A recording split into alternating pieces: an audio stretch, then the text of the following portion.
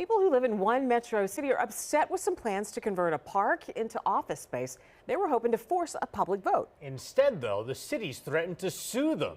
Now, the Kansas Justice Institute says the residents' First Amendment rights are being violated, while the city says it'll defend its contractual relationships.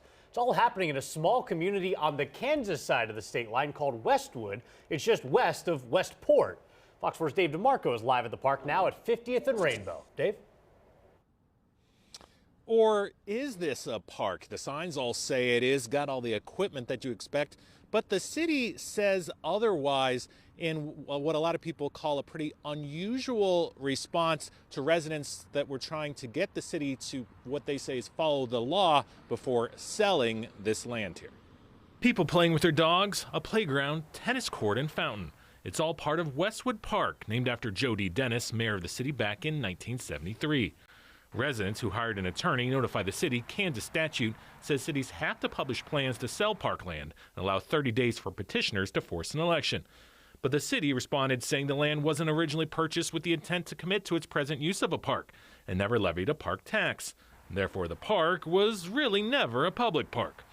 But it's other section of the city's response to the residents' attorney that caught the attention of the Kansas Justice Institute. It's highly unusual that a city official or a government would threaten a lawsuit for basically raising objections to the sale of a city park. It's, in our mind, unheard of. The letter said the city was prepared to take legal action against the attorney and his clients and pursue legal claims for slander of title.